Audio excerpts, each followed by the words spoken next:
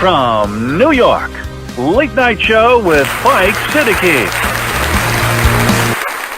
अस्सलाम वालेकुम साहिबों, आज दो बहुत अहम टॉपिक हैं जिन पे आपसे मुख्तसरन बात रखनी है और आपके ख्यालात भी जानना चाहूँगा और चाहूँगा कि इस बात को आप भी आगे बढ़ाइए। टॉपिक नंबर वन, सऊदी अरब ने पाकिस्तान को और धमकियाँ देनी शुरू कर दी हैं।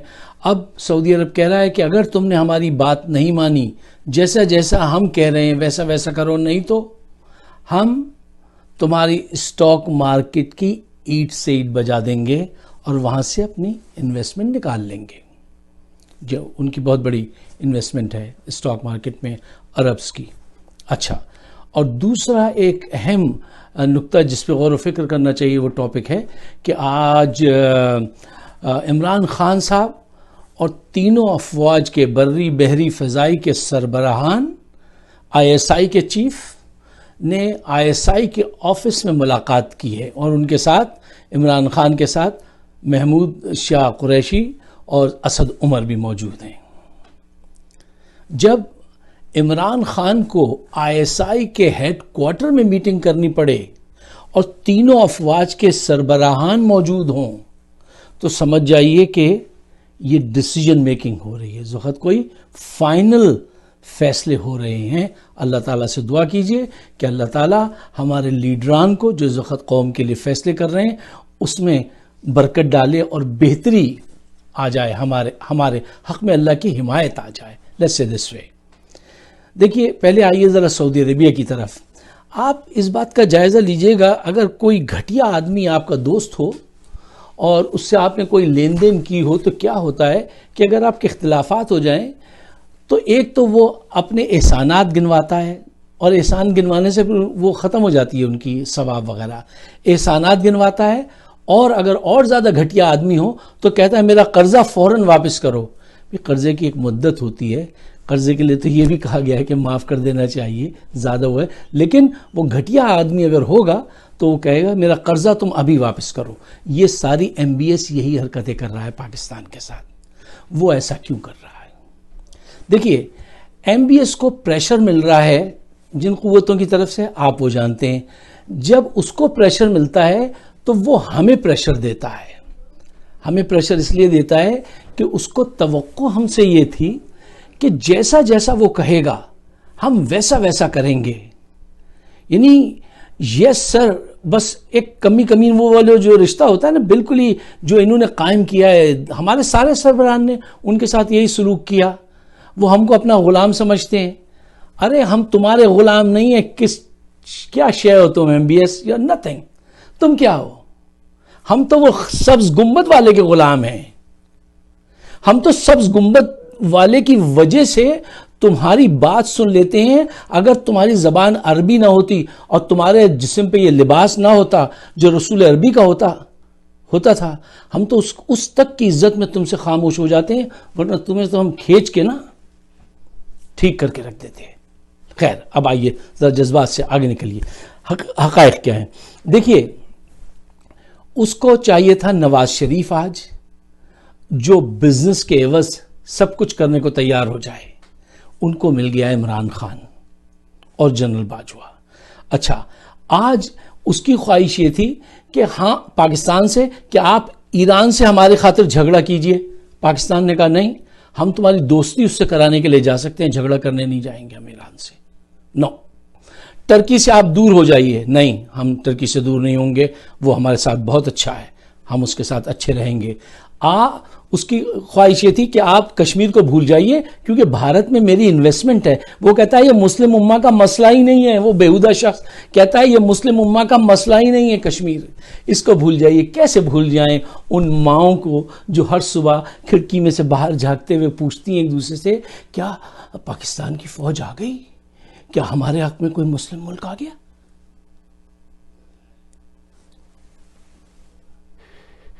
हम उनको नहीं भूल सकते। जिम्मेदारी है हमारी, एक मुसलमान की हैसियत से, एक इंसान की हैसियत से। और MBS ये चाहता है कि उस मसले को हम भूल जाएं। कैसे भूल जाएं? अब आइए ज़रा इस मीटिंग की तरफ जो ISI के हेडक्वार्टर में हो रही है।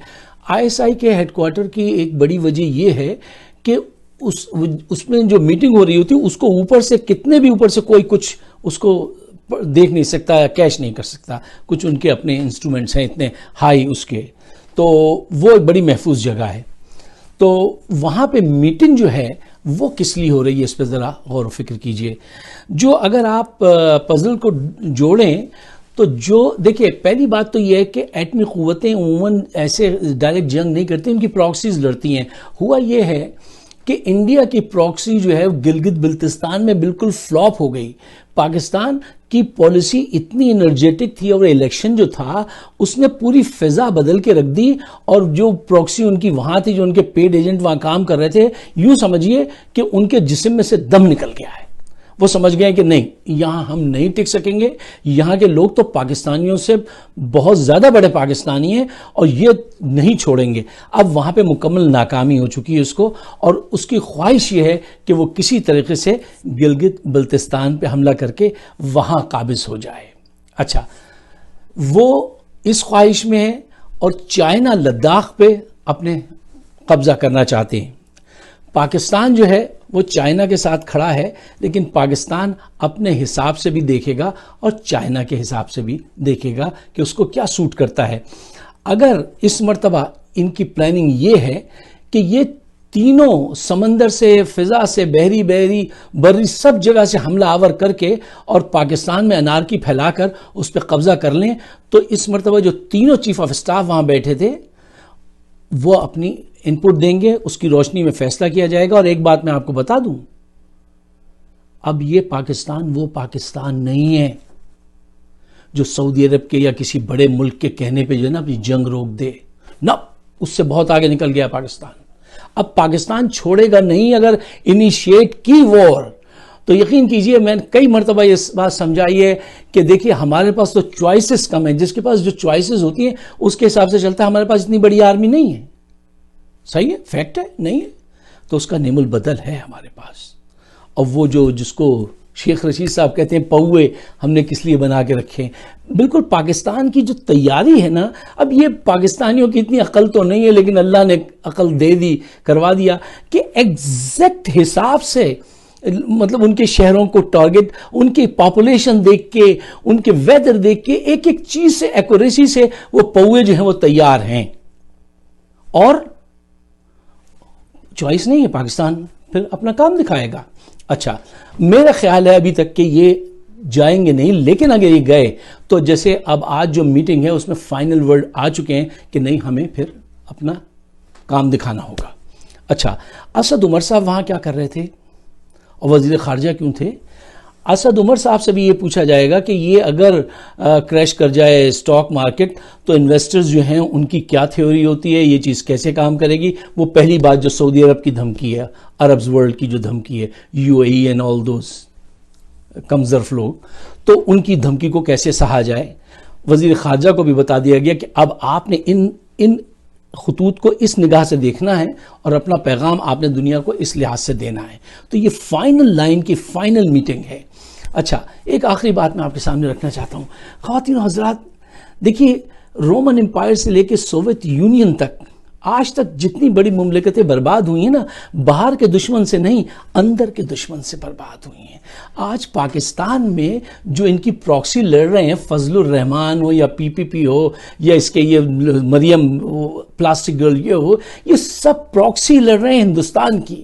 یہ پاکستان کی عوام سے میں ہاتھ جوڑ کے کہتا ہوں, یہ تمہاری ڈیوٹی ہے کہ ان کو ریجیکٹ کرو پولیٹیکلی, ان کی دم کاٹو ان کے پولیٹکس کی.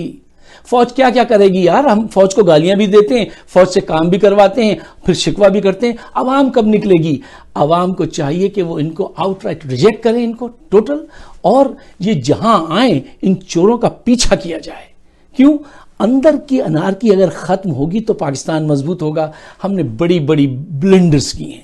مثلا ایک بلنڈر آپ ذرا اس پہ غور کیجئے کہ ابھی تک کسی کو ہم نے سزا نہیں دی.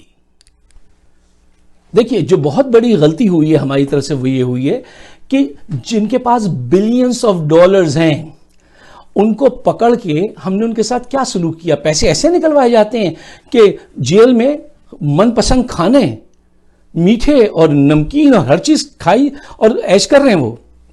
जेल अगर इनको सही मानो की जेल दी जाती तो ये पैसे देते, हमने सही मानो की जेल ही नहीं दी। क्यों नहीं दी? अब ये अहले इख्तिदार जो है ना, अल्लाह ना करे कि इसका भुगतना पड़े, उनको सोचना चाहिए। जो जाता है उसके घर से खाने आते हैं और टोकरे आते हैं, वो झूठी प्रोपेगेंडा करती है कि चूहों का खाना, अगर चूहों के लिए कोई खाना तैयार किया जाता है, तुम कितना बड़ा झूठ बोलती। इतनी झूठी औरत जिंदगी में शायद मैंने कभी नहीं देखी है, सुनी। अच्छा, हमने, हमारी अदलिया ने, हमारी स्टैब्लिशमेंट ने इन लोगों के साथ वो खेल खेला है, तमाशा लगाया है। यार ये क्या तमाशा है कि वो चने का, वो क्या ख्वाजा रफीक लोहे का चना, वो आता है, एक वो ड्रगिस्ट आया था अब्बासी, पकड़ा, सजा हो गई, फिर सजा मुअत्तल हो गई। बहुत खूब भाई, बहुत खूब। नवाज शरीफ पकड़ा, बिल्कुल कन्विक्टेड, सजा हो गई, बाहर इलाज के लिए। साद रफीक बाहर घूम रहा, जलसे कर रहा है। यार क्या कर रहे हैं आप लोग?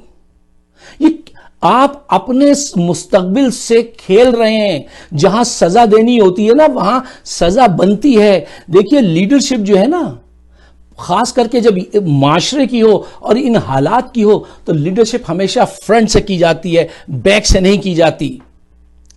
गाड़ी जो है ना, वो आप फ्रंट मिरर से चलाते हैं, जो विंडशील्ड होती है, बैक व्यू मिरर से गाड़ी नहीं चलाते। आप नहीं चला सकते। तमाशा लगाया हुआ है कि इसको पकड़ा उसको छोड़ दिया, उसको पकड़ा इसको छोड़ दिया। क्या क्या है ये?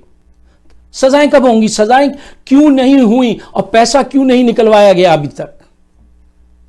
यार सब कुछ आपके इख्तियार में है। इस दायरे पाकिस्तान की अल्लाह सलामत रखे, इस बाउंड्री वॉल को, उसके अंदर नहीं, किसी ने कोई वो नहीं किया हुआ है।